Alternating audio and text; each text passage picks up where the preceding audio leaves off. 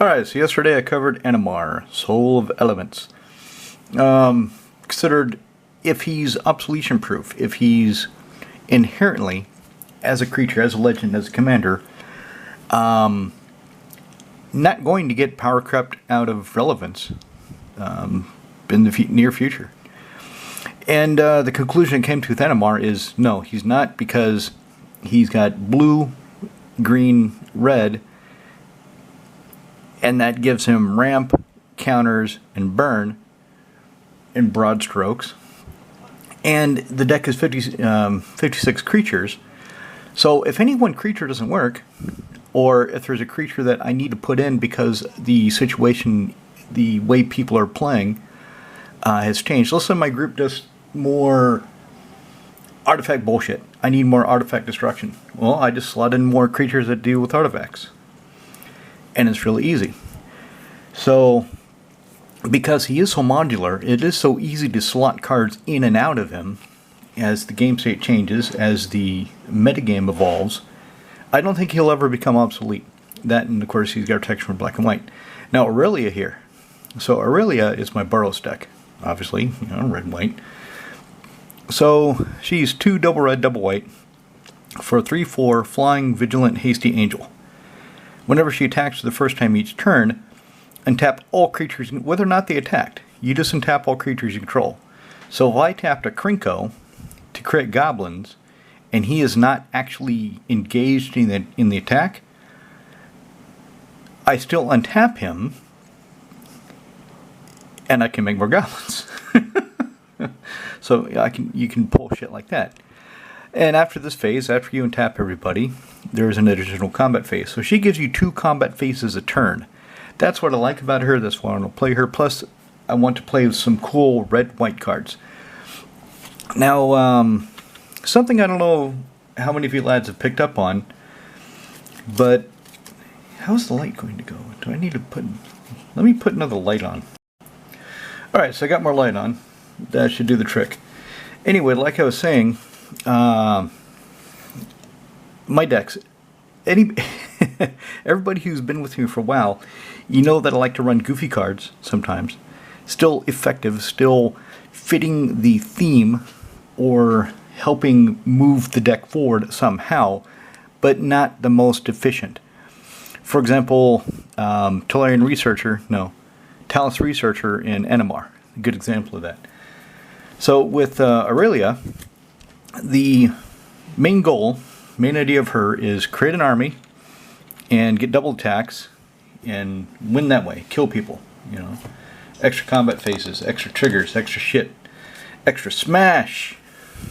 She likes to smash. Giggity.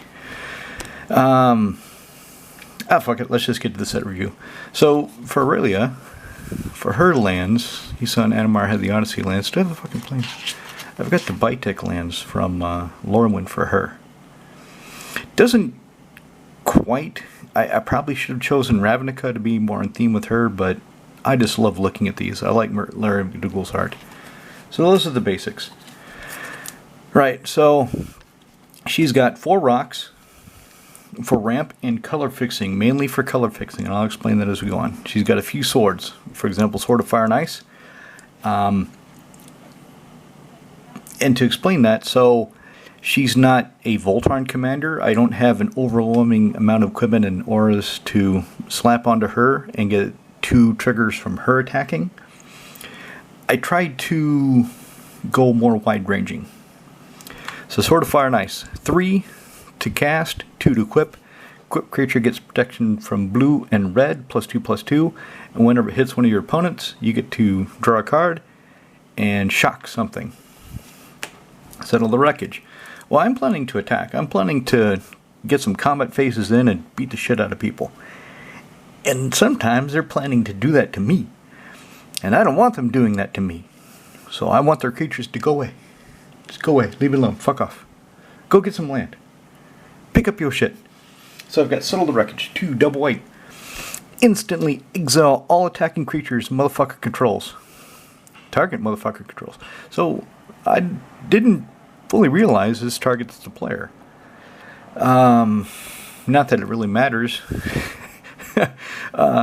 again, this goes back to me and my mentality being different than the other lads. So I will sometimes play True Believer. I will sometimes play Witchbane Orb to prevent me from being targeted. In fact, what is this? There's a Spirit Cat that does it. Spirit Cat that says he's a 4/6 for 4 and 2 white. He says you gain Shroud basically. And I've got him in Ikrashitiki Sarnakondo. So I do think about sometimes I don't want my opponents targeting me, but they really don't seem to think about the reverse. So anyway, exile all attacking creatures target motherfucker controls, and doesn't have to be attacking you. So if one of your opponents is attacking somebody, and you think that after this guy is knocked out, those creatures are coming for you, fucking wipe them out. Let them pick up some land. Arcane Signet. So I only have 4 rocks, and one of them is the Soul Ring in Aurelia. And so it's obviously not for ramp. It's not enough to really represent good ramp. What it is color fixing.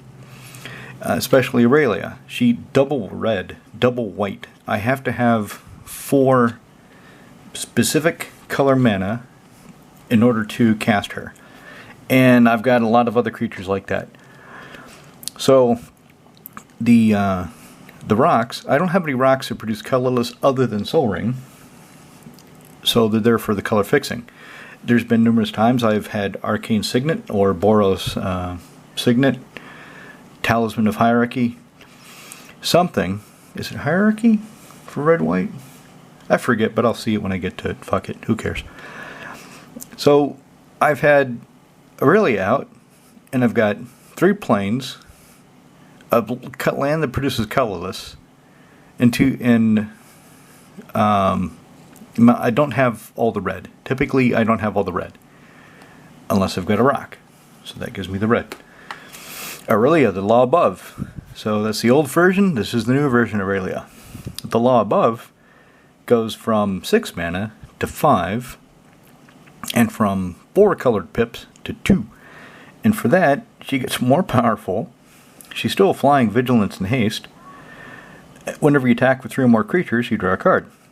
Whenever a player attacks with 5 or more creatures, Aurelia, the Law Above, deals 3 damage to each of your opponents and you gain 3 life. Nice. So it doesn't matter who the player attacks, who the player is. As long as that motherfucker attacks with 3 or more creatures, you draw a card. And the same with 5 or more creatures. So if I attack with 5 more creatures, she does 3 damage to each of my opponents and I get 3 life. She's just cool. Now, she's not untap everything and get another combat step cool. Coffee. But she is cool. Sacred Foundry. Basriket. He kind of sucks.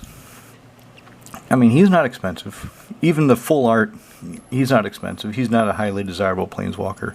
But in this deck, he can really do some cool shit. So 1 double white, 3 loyalty planeswalker. +1, put a +1/+1 counter on up to 1 target creature against indestructible until end turn. There's some dust on it. Who gives a shit? -2, whenever 1 or more non-token creatures attack this turn, create that many 1/1 white solid creature tokens tapped and attacking. Huh. That sounds kind of interesting. So, let's say I've got 4 creatures and Aurelia. I -2 Basriket. Those 5 creatures attack, I get 5 1/1 soldiers. Aurelia says, hey, untap everybody, you get another attack step. So I untap everybody, and they attack again, I got 5 more 1/1 soldiers. That's why he's in here. This -6, what is -6? I forget. You get an emblem with, at the beginning of combat on your turn, create a 1/1 white soldier creature token, then put a +1/+1 counter on each creature. Oh, that's kind of cool. I get 1 soldier, and then everybody gets bigger for -6. I forget about that because I've never done it before. Cook. Look, Blasphemous Act. It costs 1 less to cast for your creature in the battlefield. Poor guy. Well, poor guys. I mean, there's a bunch of them there. Oh, yeah.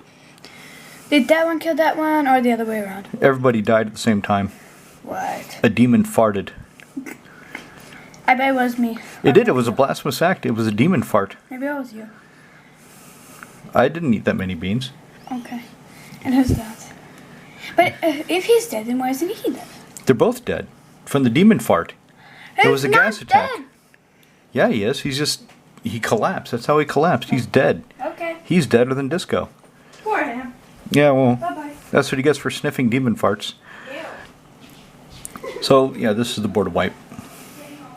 Which, given some other cards in the deck, might not actually do anything to my creatures, my board, my side.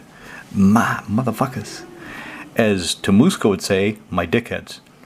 Yes, Tamusco, his slang term for his creatures are, I'm not kidding. And he doesn't even smile, it's just him.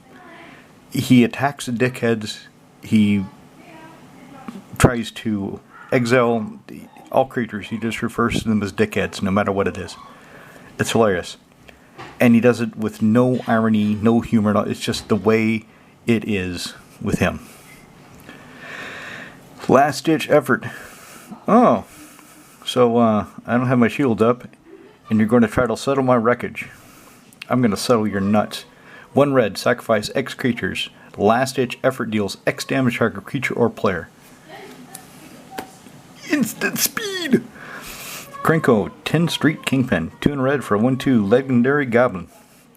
Whenever this son of a bitch attacks, he gets +++ encounter, and then you get a number of 1/1 red goblin creatures equal to his power. So the more powerful you can make him, the more shit you get.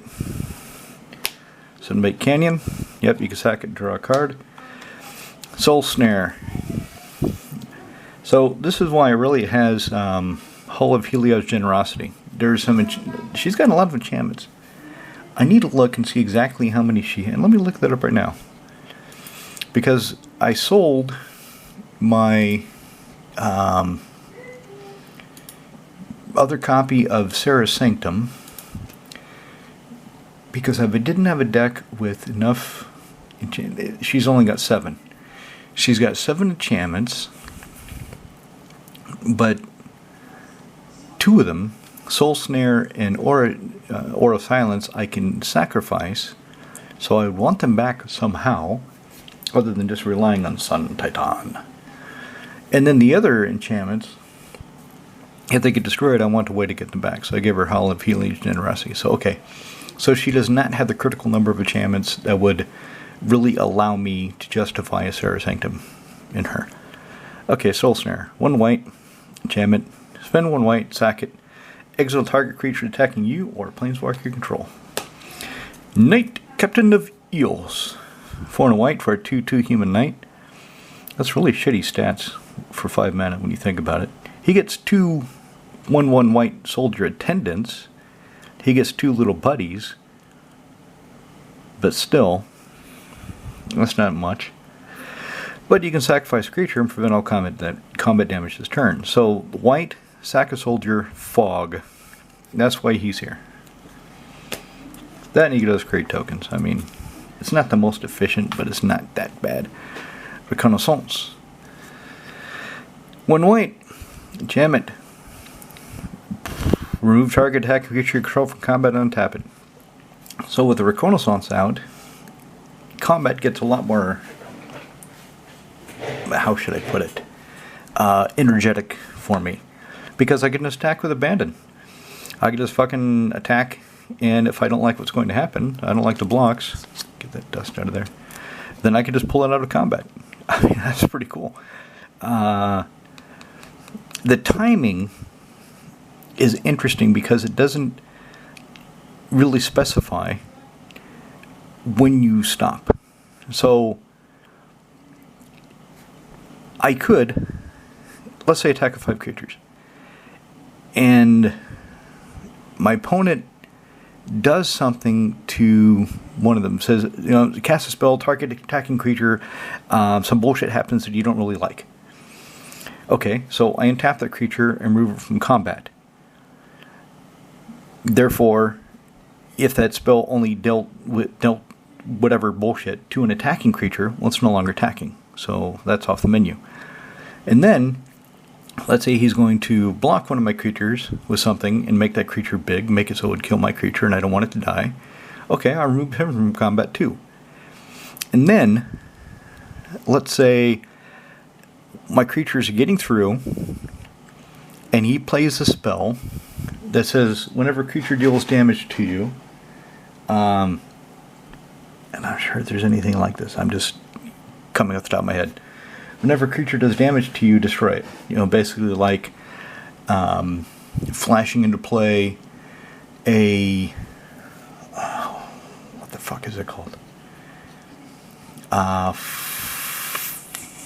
Fuck. Flashing... Goddamn, I'm gonna fucking look it up. Let's see. Hirobi's got one. What the fuck is it called? No, Hirobi doesn't have... God damn it, Hirobi doesn't have one. Sig has one. What is it called? It's a black... 2 colors, black. Whenever some bitch deals damage to you, it fucking dies. It is called... No Mercy. Oh, okay, that was pretty simple. I should fucking remember that anyway. So, let's say he flashes into place something like No Mercy. He's gotten something anyway. So, the creatures would deal damage. But instead, you can pull them out of combat. So, at each stage, attack, declare blockers, first strike damage, damage. At each stage, you can pull your creatures back if something is going to happen you don't like. It's a really versatile card. Because it is kind of narrow, though, so I only play the decks where I'm going to be attacking a lot that have white in them. It'd be nice to have one in Corvold, but he doesn't have white, so he can't have one. I don't know, it's a fun card, and it's cheap. How much is this fucking card? I bet it's like €1. Let's look it up. My decks, Aurelia's Red Army, Reconnaissance, oh, okay, so it's €4. So for €4 you get this 1 mana white enchantment that does some really cool shit sometimes. It's fun to play with. Legion Loyalist, 1 red for a 1/1 Hastening Goblin Soldier, Battalion. I'm going to speed up because I spent so much time trying to remember the fucking name, No Mercy.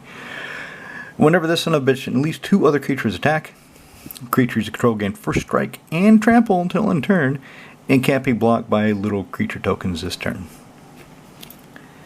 So, sweet. War Leader's Call.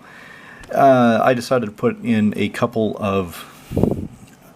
Do I only have one kind of Perforos effect, one Impact Tremors effect? I don't have Impact Tremors in the deck. I do not have Perforos in the deck, but I do have War Leader's Call. It's here for 2 reasons. 1, to make my creatures bigger. 2, to deal damage. So when creatures come into play under my control, War Leader's Call, this enchantment deals damage to my opponents. And do you see this art? For the longest time. Okay, so this, because of the shading and how dark it gets, I didn't know what the hell that was. The angle of the face, I thought this was the person's back, and that this is their left arm seen from behind, and they're holding some kind of weird fucked up weapon, and they're looking over their shoulder. For the longest time I thought that, and I didn't know what the hell this was because it's so dark and it just kind of blends in. And then finally last night I'm really studying. I'm like, what the fuck is that? What is going on in that goddamn picture? Who is that idiot? And then realized, oh, they got really fucked up hands. They've got little stick arms. And this is their other arm. Their other arm is raised up, and they're wearing some kind of weird spiky armor. So I don't know who this is. I don't know what their problem is, but they're fucking weird. Anyway, I decided to point that out. Mountain. Lean in War Leader. 2 double white for a 4/4 kitty cat soldier. Whenever he attacks, create 2 1/1 white kitty cats. I wish they were soldiers. I wish they were kitty cat soldiers, but they're not. They're just kitty cats. Anyway, I get 2 cats with lifelink tapped and attacking. At least I get cats. Noblest of War. Yeah, he can be hard to cast. 5 red, 5 white hybrid. He can, yeah, I can have 4 land, and I'm like, why do I have 6 land, and 2 of them produce colorless, and I've got this guy in my hand, and I can't cast him. I hate it when that happens, but eventually it will be overcome.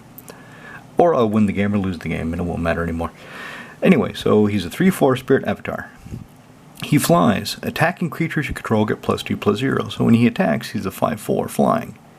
And all your other creatures, they get that bonus too. Now, if they're already tapped and attacking, actually,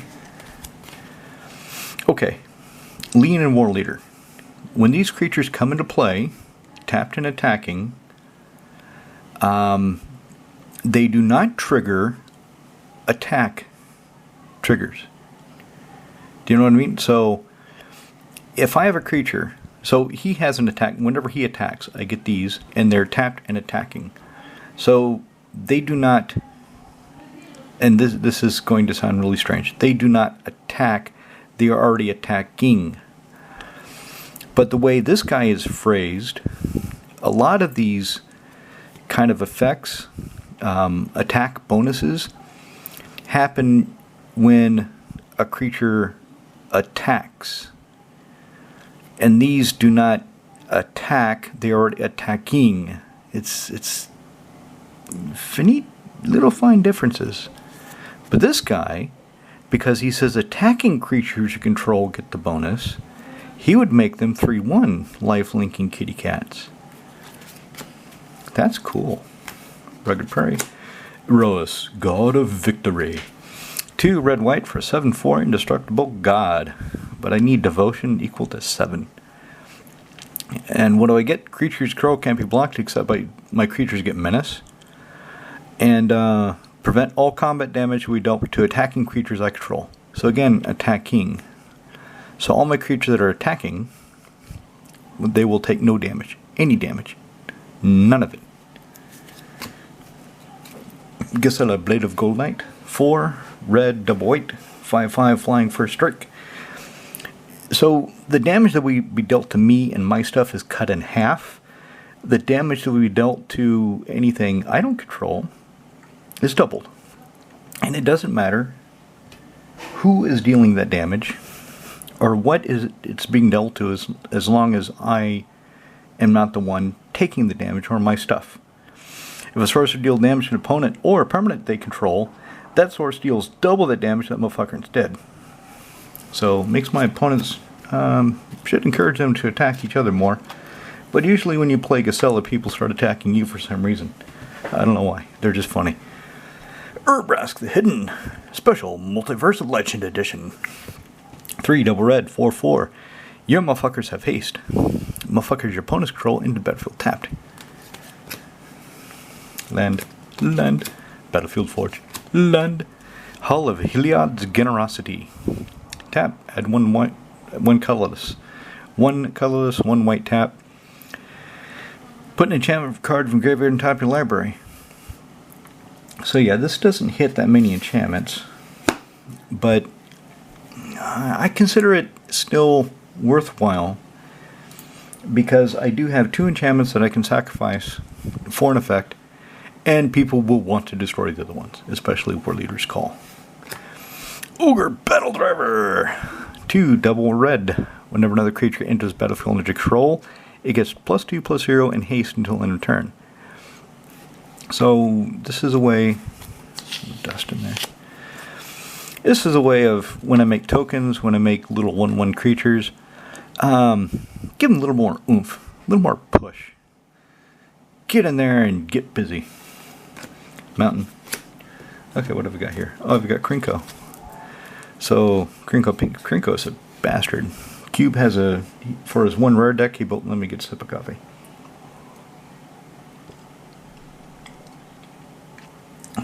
For his 1 rare deck, he fucking built Krinko, and I'm having a bitch of a time dealing with it. So here he is in my Aurelia deck. 2 double red for a 3/3 Goblin Warrior. Tap. You get double your goblins. How many goblins do you have now? Okay. You get that many goblin tokens. Next turn, how many goblins do you have now? We'll double them by putting an equal number token into play. And you just keep doubling and doubling. It's like Dublin. Do you know why they call the Irish capital Dublin? Because it keeps doubling and doubling in size. Arid Mesa, fetch land. Goblin Rubblemaster. Rabble. 2 in red for a 2/2 Goblin Warrior. My other goblins attack each turn if able. Being in combat on your turn, you get a 1/1 Goblin creature token haste. Whenever this guy attacks, it gets +1/+0 until in turn for each other attacking goblin. So he likes attacking. There it is. Aura of Silence. That one's kind of expensive, actually. That's not really a... Well, what do you call a cheap card? Hit me with the comments, and if you've gone in. I mean, we're already 25 minutes into this fucking thing. Let me know what for you a cheap card is. So this is, according to the database that Moxfield's linked to on MKM, this is a €4 card. So that's kind of cheap, I would say, for a commander, but it adds up. If you have a commander deck and the average cost of your non-lands is €4, and let's assume the lands are free. Let's assume you just pick them up and draft and shit, right? Opening packs. The lands are free. That sells 60 cards.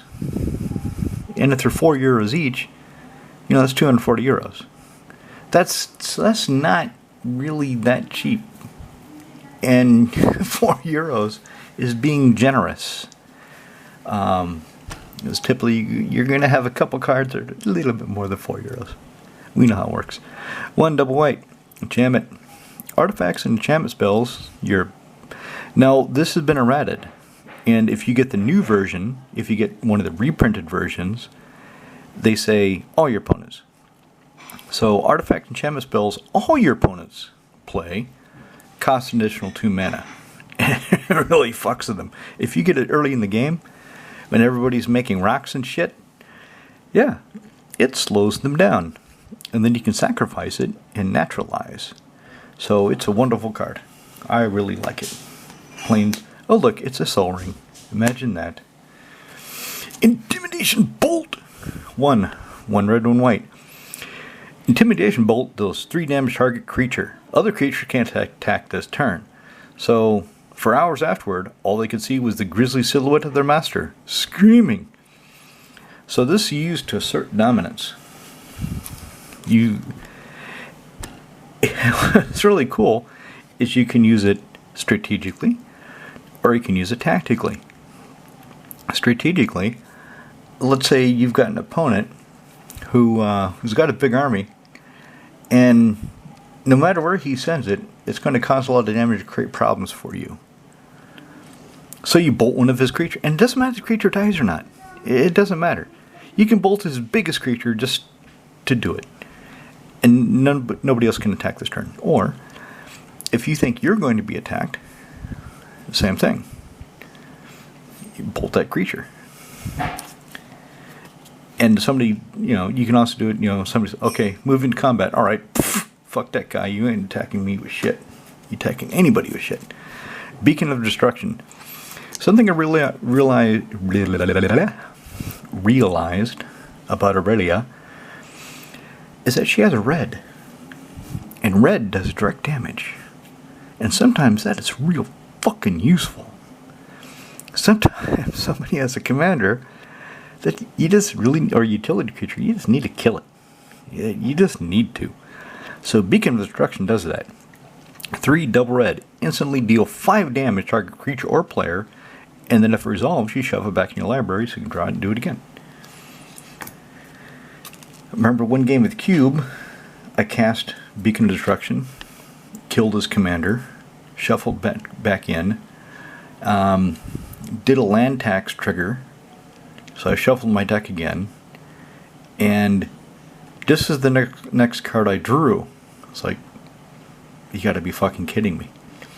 And then I cast it again to kill something else, and then within the next 3 turns, I drew it again. It's like, Well, God does not want your creature to survive. The magic gods are being kind to me. Burmaz, king of Oreos. So Burmaz here, in addition to licking cookies, he likes attacking people. 1 double white, 3/4 vigilant kitty soldier. So when he attacks, you do get kitty soldiers. He's got vigilance. He's vigilant. So when he attacks, you get a 1/1 white kitty cat soldier token. Also with vigilance. Whenever he blocks, again, you get a 1/1 white soldier creature token with vigilance, blocking that creature. So he's pretty useful. He's pretty cool. I like him a lot. Mountain. And Mary, there's something wrong with this art. I was reading about it. There's apparently something missing in the art, some shit. I don't know. But apparently there's an error.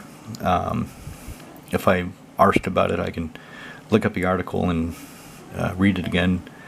I just don't. It's this little tidbit. So if you're interested, just look up Emeria, the Sky Ruin, Secret Lair, error. I'm sure you'll find something. Anyway, this goddamn thing comes into play tapped, which sucks. But at the beginning of my upkeep, I have 7 or more planes. I can bring a dead creature back to play. Back to the battle. Inferno Titan. I like Inferno Titan. I like Infernal Titan, Sun Titan, Grave Titan. I don't like Frost Titan that much, though. He kind of sucks. I'm kind of torn about Primeval Titan. I mean, it doesn't matter because he's banned. But I would like to play one. But I wouldn't like to be on the receiving end of one. So it's a mixed bag. Anyway. Inferno Titan, 4 double red for a 6/6 giant. He's got fire breathing. And when he comes into play, I get to do 3 damage as I choose among up to 3 targets. And when he attacks, I get to do the same thing. When Long Pete found that out, he didn't like it. He didn't like that at all. He's like, you can do that every turn? Well, if he attacks, or he comes back into play somehow, yes. That's bullshit. Well, kind of. Was this not recording? Motherfucker. It went off. I hope it went off because of time. I'd really hate it if I didn't get the Inferno Titan in there. So anyway, what I want is ways of generating ancestral tokens quickly and without having to do a lot of hoops. So I can cast them in my graveyard by paying 3 red and exiling for the card. I'm not going to do that. I've got better ways to bring it back. I've got Sun Titan. Lantax. Jesus. Alright, so Lantax. 1 white, beginning upkeep. If an opponent controls more lands than you do, you can search for up to 3 basic land cards, show them to everybody, put them in your hand, and then shuffle. So it rips lands out of your deck and makes it so you get to the good stuff faster. Goblin Bombardment. 1 in red. Jam it. Sack a creature. Goblin Bombardment deals 1 damage to any target. So, yeah. Somebody's going to kill your team. Somebody's going to blast them, sack or whatever. You might as well get some value out of your creatures. They're going to die anyway. Trash man. This guy's so fucking cool. I should get another foil one, though. I've got 1 foil one in Karavek. And I got this one flat. Because it was hard to find another 401 Attorney Retige at my LDS. Anyway, I didn't even know this guy was real. I thought he was arena only for the longest time. Until I looked it up specifically. Like, oh, he is an actual card. Okay. 2 double red. 3/3 Goblin Warrior. Other goblins you control get +1/+1. And you just sacrifice a goblin. Blow up an artifact. Anytime you like. Hell Rider, 2 double red for 3/3. Huh. Okay. Same cast cost, same power toughness. Neat. Anyway, he's a hasty devil. Whenever creature control attacks, there we go. There's a example of the trigger. So attacks. So if I attack with Lena War Leader, the 2 kitty cats that he creates will not trigger this 1 damage because I have passed the attack stage. They already tapped and attacking. It's a fine difference, but it's important. So if I've got Legion War Leader and say Legion Loyalist, and I only attack with them, the defending player would take 2 damage. Legion Loyalist would not trigger because he has to attack with 2 other creatures. 2 other, and if it's only him and the War Leader, even though the War Leader creates 2 1/1 kitty cats, it is after that stage of committing to the attack. So, opponent only takes 2 damage from Hellrider. Loyalist does not trigger. I do not get Battalion. War Leader creates 2 1/1 kitty cats that are tapped and attacking. So when my opponent gets hit, if they have no blocks, they're taking 2 from the kitty cats, 1 from the Loyalist, and 4 that are taking 7 damage. And Battalion did not trigger. So it's just the way it stacks up. I probably spent too much time on that. I mean, probably all of you know that. And you're like, shut the fuck up and show us some more cards. Quit running your mouth. I want to see pretty foils. Alright, fine. Well, he's not really that pretty. 2 in a red for a 2/2 Goblin Soldier, Legion War Boss. But he mentors whenever he attacks. I can talk about it some more. Shut up. Okay. Whenever he attacks, put a +1/+1 counter and target attacking creature with lesser power. So the creature already has to be credited. Shut up! Okay. At the beginning of combat on your turn, create a 1/1 red goblin creature token. That token gains haste until in turn attacks his combat if able. Mountain. Hero of Bladehold. 2 double white for a 3/4. Human Knight. Riding a weird fucking horse with Battle Cry. Whenever this babe attacks, each other attacking creature gets +1/+0 until end of turn. Whenever she attacks, put 2 1/1 white soldier creature tokens on the battlefield tapped and attacking, and they do get the bonus. Plains. The Reaver Cleaver. 2 in a red. Legendary equipment. Equipped creature gets +1/+1 trample, and whenever this motherfucker deals combat damage to a bastard, create that many treasure tokens. Good. I like getting treasure tokens for beating bastards. Alright. Devilish Valet. This guy's real cool. Or can be. He's got potential. So, 2 in red for a 1/3 trampling haste. 1/3 trample haste. Who gives a shit? That doesn't matter. But, whenever another creature enters the battlefield under your control, double his power until end of turn. So if he attacks next to the Legion War Leader, so he attacks. Well, let's make it more interesting. Let's say he attacks next to the Legion War Boss and the War Leader. So the War Boss and the War Leader are already in play. He's in play. They all attack. Everybody goes smash face. War Boss makes a goblin. He becomes 2 power. War Leader makes 2 kitty cats. So the first one triggers on the stack. He goes from 2 to 4. And the third one from 4 to 8. So just then, he's an 8/3 trampling, 8/3 trampler. He can get really powerful really fast. Of course, he dies to a bolt. He dies to a stiff breeze. Well, not really stiff breeze. He dies to all kinds of things. But he can hit pretty hard when he's going into it. Alright, Terrain Generator. I love these. I would really like them to print them with different art, because I would like to have different art. I would like to have a different impression, a different image, a different view of the Terrain Generator. So this thing adds 1 colorless to my mana pool. Tap, put a 2-tap, put a basic land card from your hand and play tapped. And you can do this at instant speed. You can do this at the end of the turn of the opponent preceding you. So you don't have to tap it. You don't have to activate it as a sorcery. So you can leave it as mana up if you need it.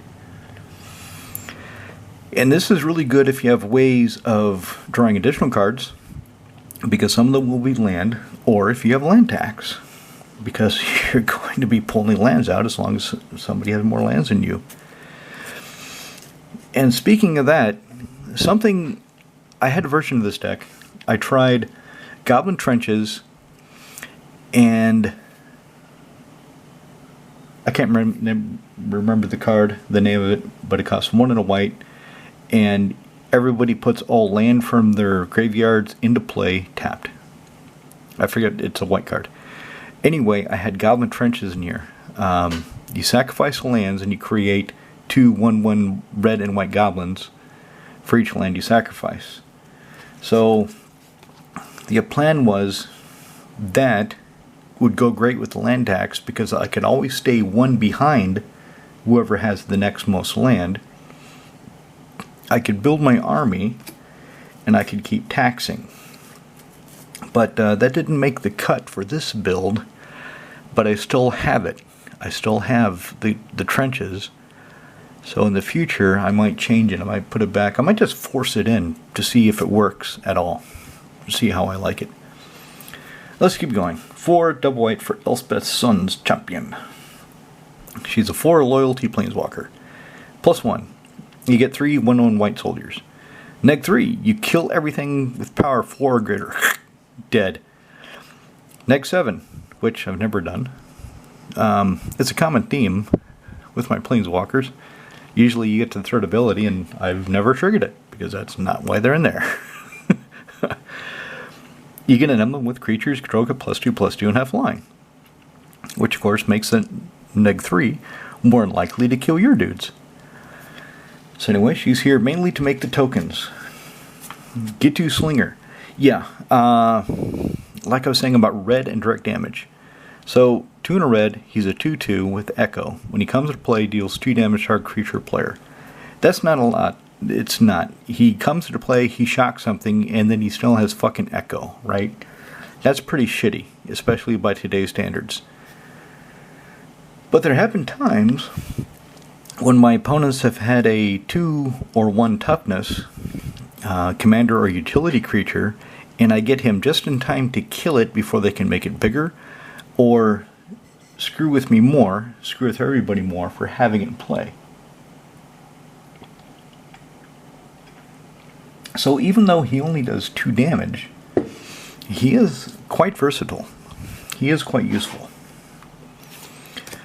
Pashalak Mons, 2 in red for a 2/2 Goblin Warrior. Whenever he or another Goblin control croaks, he does 1 damage to any target. Creature, player, planeswalker, lone shark, doesn't matter. Any target. And then also 3 in a red, sacrifice a goblin, and create 2 1/1 red goblin creature tokens. So you can turn 1 goblin token into 2 pretty easily. Sword of the Animist. 2 to cast, 2 to equip. Equip creature gets +1/+1 whenever it attacks. You can go find a basic land card, put it in play tapped, and then shuffle. So this is another way of getting the land out, another way of building up my mana base. And if I had the trenches in here, the goblin trenches, it would be another way of having more land to sacrifice and recovering from the sacrifice. Nykthos, Shrine to Nyx. Add 1 to your mana pool or spend 2, tap it. Choose a color. Add an amount of mana in that color equal to your devotion to that color. And it's so pretty. I bought these when Theros came out. I looked at those and I thought, oh, that's fucking cool. I better get a few of those. And I think I got 5 at the time Theros was out. And I ended up selling 1 when the price went up a lot. And then I bought a Secret Lair version because a Pro Tour version because I wanted different art on at least one of them. So I think I still have 4 Theros, Nykthos, and then I've got the 1 Pro Tour one across different decks, of course. Do you remember what I was saying about I like to play funny cards? I like to have some goofy cards. I like to just put things in decks. Every deck that I build, I just want something I like. It amuses me. This is one of those cards. He has no synergy with anything else in the deck Other than the more stuff I have that isn't land, the bigger he is. That's the only synergy. If I build up a lot of tokens, he gets bigger. But other than that, I've got nothing that does anything with rabbits or unicorns. He doesn't fly. He doesn't trample. He's just one color, one white. He's just a big beater. He becomes a big beefy motherfucker. I just think it's cute, so that's why he's here. Lothari, Sun's Glory. 3 red, white for a 3/3 flying, life-linking, hasting phoenix. And every attacks, I get an experience counter. Then I create a 2/2 red rebel that's tapped and attacking. That's kind of the theme of the deck. If I think about it, I mean, it's goblins and it's tapped and attacking. Spend 2 red, white, tap an untapped rebel you control. Return him from the graveyard to the battlefield tapped. Well, the tokens are the only rebels I have in the deck. So, unless I get one of those, he ain't coming back. There we go. Mark of the Asylum. 1 and a red. Prevent all non-combat damage that would be dealt to creatures you control. So, this is why I can just Blasphemous Act with Abandon. I could probably do more. I could probably have more things that work with this. Maybe it's not even worth the slot. Maybe I should just take out this, because what does it do? So, Blasphemous Act, it doesn't do a thing about Elspeth. Elspeth says destroy all creatures power 4 and greater. Okay. I don't have Thunder Dragon that deals 3 damage to all non-flying creatures and comes into play. I don't have anything else in here that does damage to all the creatures. I could put an Ashling. I could put Ashling in here and that would do that. So really this is in here because of my 1 Blasphemous Act, and then the random times my opponents will play a Blasphemous Act or something similar. So is this really worth the slot? Think about that. Maybe that's not worth the slot. Maybe I should just let the act go. Goro Goro, Disciple of Ryuse. 1 red for a 2/2 Goblin Samurai. And if you spend additional red, creatures control gain haste until end of turn. And then if you've got a modified creature, for 3 and double red, you can create a Dragon Spirit, a 5/5 Dragon Spirit with flying. Only if the modified creature is attacking. So that part's kind of narrow and expensive. So he is here. He's here because he's a cheap goblin and he can give all my dudes haste for low cost. That's why the extra shit, maybe someday I'll trigger it, probably not. Wasteland. Need some way of dealing with a Cabal Coffers or Dark Depths, random lands. You don't need a whole lot. You definitely don't need to kill all the lands, but you just need some pinpoint control. Karma Guide. 3 double white for a 2/2 flying Spiritual Angel, protection from black, which is often quite relevant. She has Echo 3 double white. When she comes to play, return target creature card from your graveyard to the battlefield. Enlightened Tutor. 1 white, instantly go find an artifact or enchantment card. Show it to everybody. Shuffle, put it on top. Mountain, Command Tower. Adeline, Resplendent I had to be reminded by one of you lads. I had to be reminded that it's whenever you attack. Not whenever she attacks, but whenever you attack. You create the human tokens. So I was thinking, okay, 1 double white, power equals number of creatures, control, 4 toughness, vigilance. And I was reading it whenever she attacks. I was just kind of skipping over. I wasn't reading carefully. That's why it's important to carefully pour over your cards and understand what they really do. So whenever I attack, for each opponent, I get a 1/1 white human creature token that's tapped and attacking. That player or a planeswalker they control. Balefire Liege.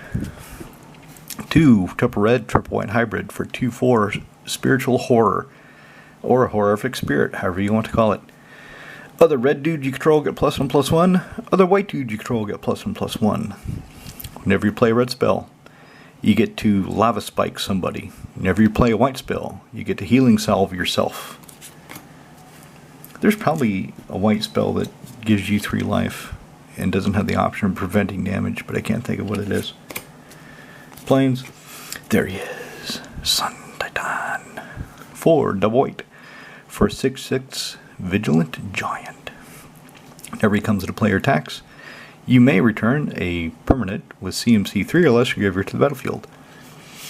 So because it's returning a permanent with CMC X or less, 3 or less, you can pull back lands. I can pull back my fetch land if I've activated one of my fetch lands. Some others, like Luris says you may cast. You have to cast it. You don't cast lands, so Luris cannot pull lands back out of your graveyard. He can.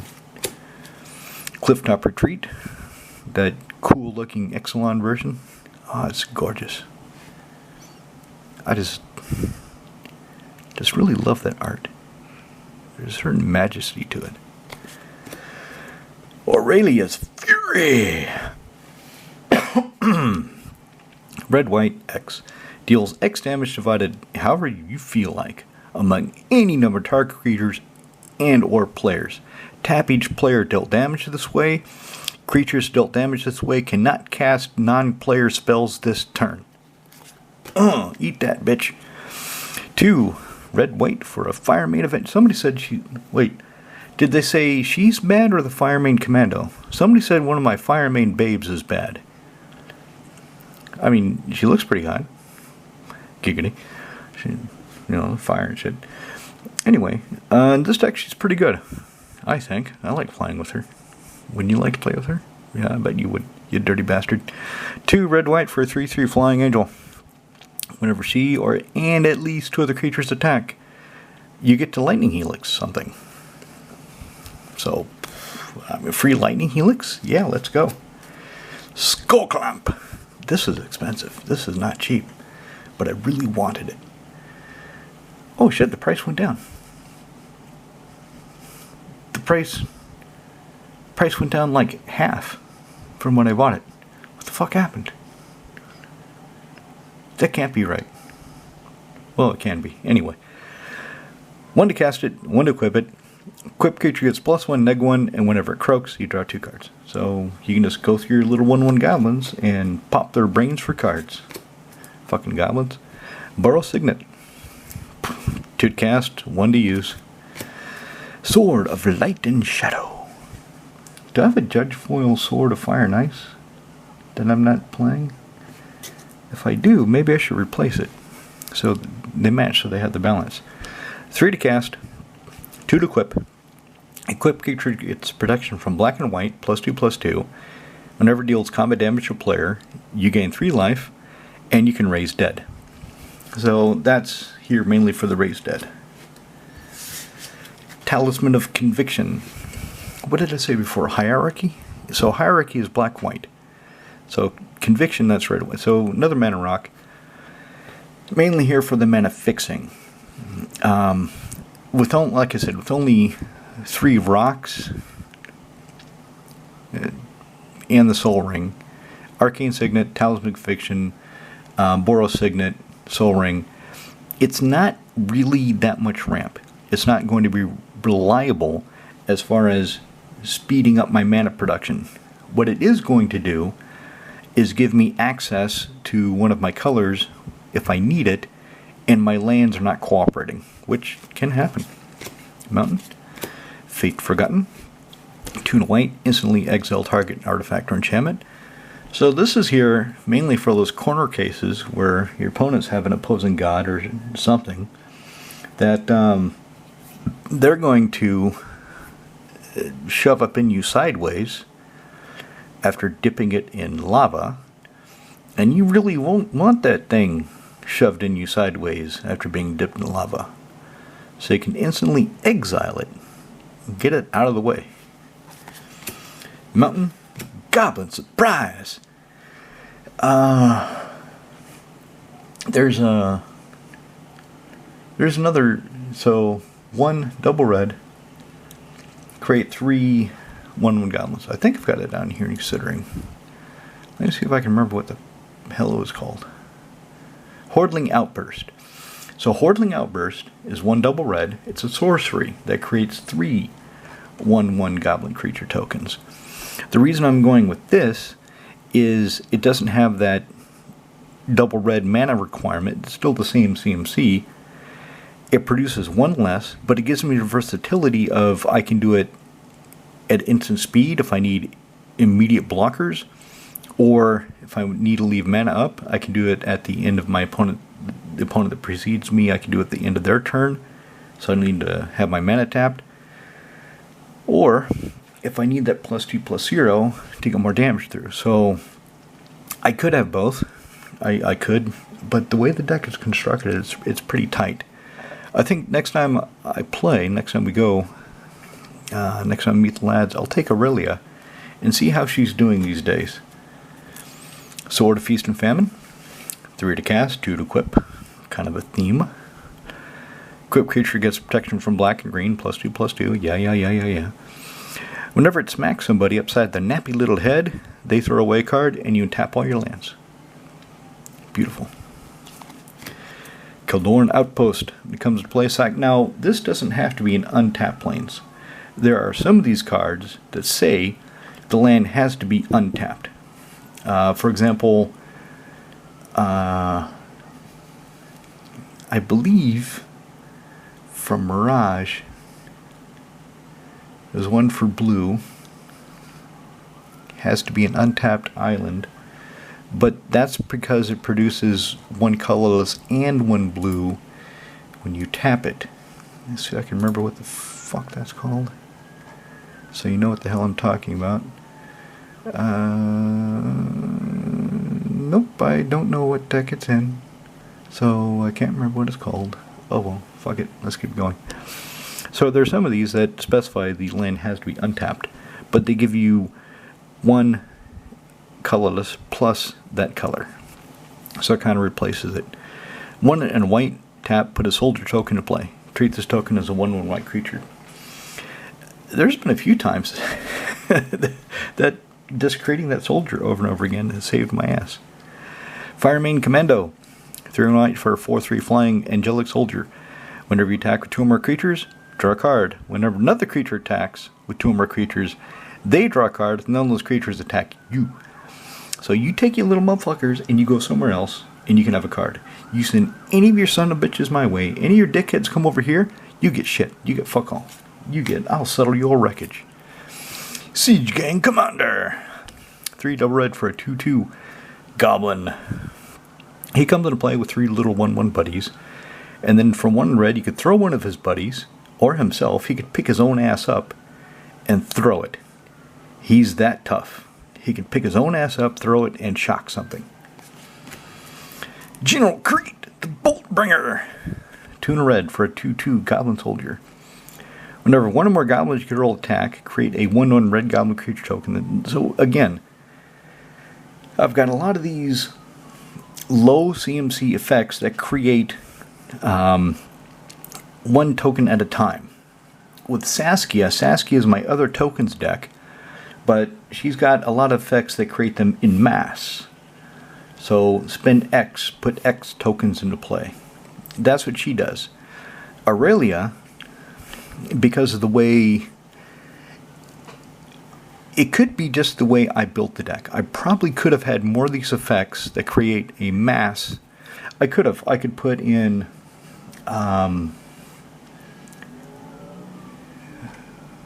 core. Yeah, I can't remember the goddamn card. The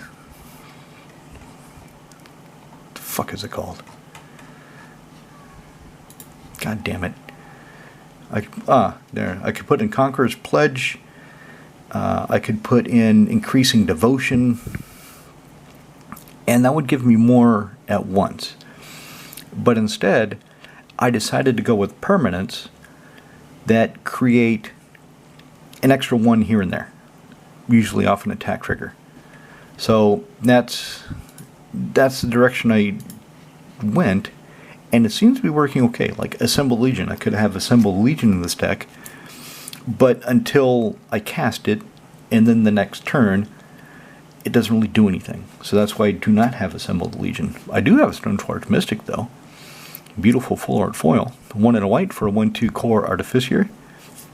When she hits play, I can look through my library for an equipment, show it to everybody, put it in my hand, and shuffle. And then, if she's tapped or I wait a full turn, 1 white tap, you can drop an equipment card from your hand onto the battlefield. Plains, mountain, mountain, mountain, plains. And that's the deck. That's Aurelia.